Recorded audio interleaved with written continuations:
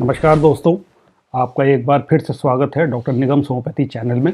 आज हम लोग बात करेंगे एटोपिक डर्मेटाइटिस की और उसमें होम्योपैथी से क्या क्या रिस्पांस हम लोगों ने देखे हैं।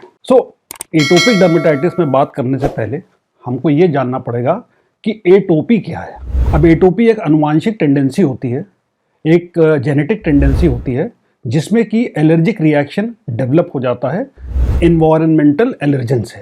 कोई भी इन्वायरमेंटल सब्सटेंस आपको एटोपी पैदा कर सकता है और इसका जो मेन कैरेक्टरिस्टिक होता है वो ये होता है कि आपका स्वयं का इम्यून जो सिस्टम है वो ओवर रिएक्ट कर देता है उन चीज़ों के प्रति जिनके प्रति उसको रिएक्ट नहीं करना चाहिए था। फॉर एग्जाम्पल डस्ट के लिए एक नॉर्मल ह्यूमन बीइंग रिएक्ट नहीं करता है या करता है तो थोड़ा बहुत करता है, मगर जिसको डस्ट के प्रति एलर्जी होगी या डस्ट के प्रति एटोपी होगी तो उसको क्या होगा, इम्यून हाइपर शूट रिस्पॉन्स हो जाएगा और डस्ट की वजह से उसको कई तरीके की चीजें हो सकती हैं। तो यहां तक आपको समझ में आ गया कि एटोपी क्या है। अब एटोपी के कॉजेस क्या है। देखिए, एटोपी का मेन कारण होता है आपका जेनेटिक रिस्पॉन्स और ये शो होता है इम्यून सिस्टम में, जिसमें कि एग्जैजरेशन ऑफ इम्यून रिस्पॉन्स होता है। और एटोपी एक्चुअली में साइंटिफिक भाषा में टाइप 1 हाइपर सेंसिटिविटी डिसऑर्डर होता है। एटोपी के सिम्टम क्या हो सकते हैं।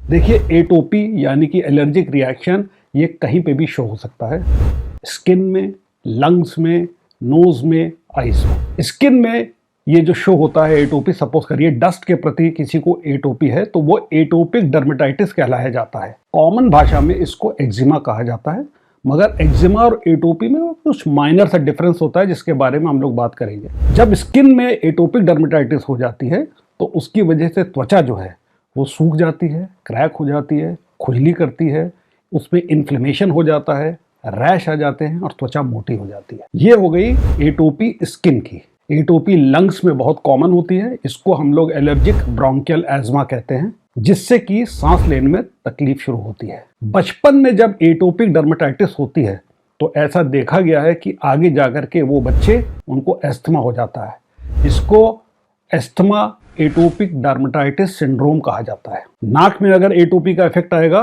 तो एलर्जिक राइनाइटिस आ जाएगी, नाक से पानी बहेगा, छींकें आएंगी। आइज में अगर हो जाएगा तो इसको एलर्जिक कंजंक्टिवाइटिस कहेंगे, जिससे आइज के इशू हो जाएंगे, आँख लाल हो जाएगी, आँख से पानी आएगा, आँख में खुजली होगी। अक्सर ऐसा देखा गया है कि जिसको एक प्रकार की एटोपी होती है उसको सब प्रकार की एटोपी कुछ ना कुछ डिग्री में होती है। लेकिन आज हम लोगों को बात करना है एटोपिक डर्मेटाइटिस के बारे में और क्या होम्योपैथी उसे ठीक कर सकती है। होम्योपैथी में और होम्योपैथ्स खास तौर पे एक वर्ड यूज करते हैं एक्जिमा।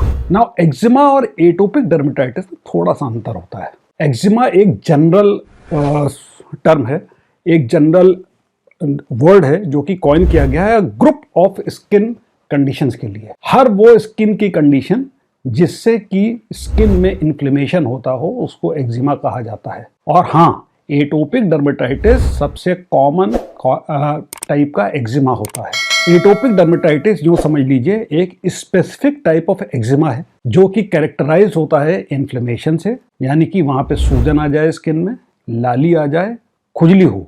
एटोपिक डर्मेटाइटिस दो तरह की हो सकती है, एक वो जिसमें कि पानी या पस आता हो जिसको हम वेट एटोपिक डर्मेटाइटिस कह सकते हैं, और एक वो जो ड्राई एटोपिक डर्मेटाइटिस जिसमें कि पानी ना आता हो।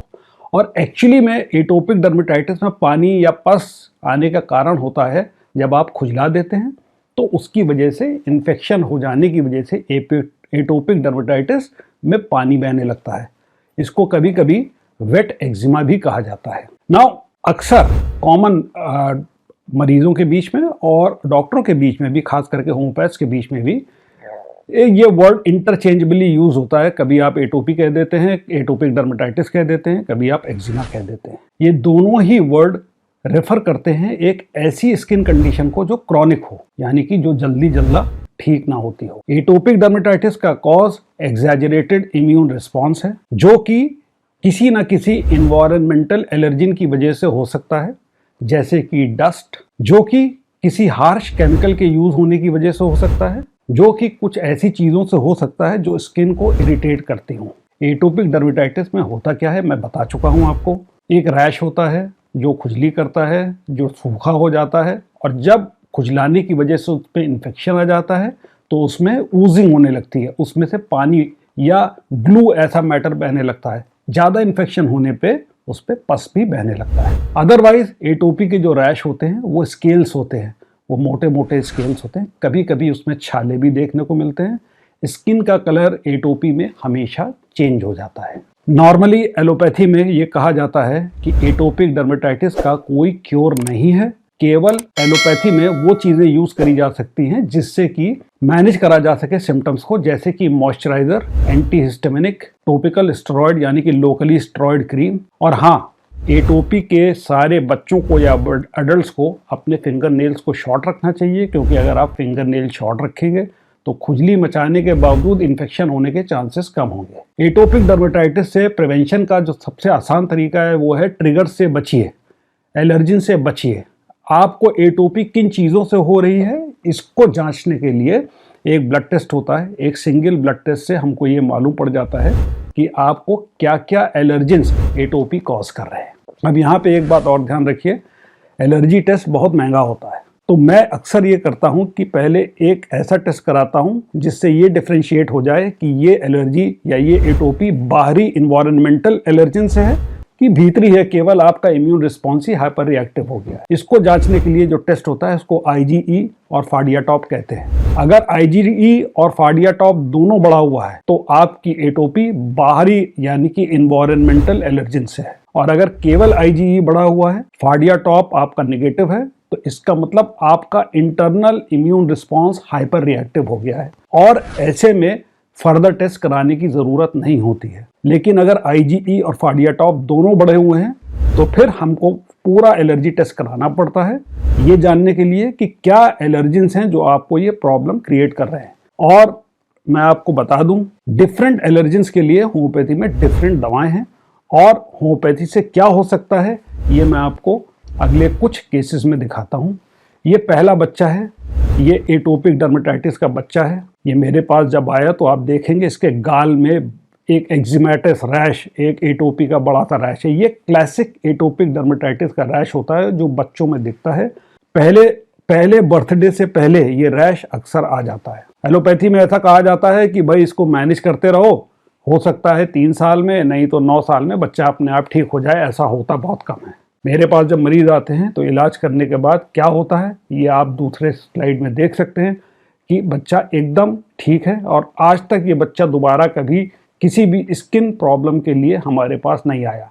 यानी कि होम्योपैथी इस बच्चे को लॉन्ग लास्टिंग रिलीफ देने में सक्षम हुई, जिसको अक्सर लोग कहते हैं कि जड़ से ठीक करना किसी बीमारी को। एक दूसरे बच्चे का केस दिखाता हूँ।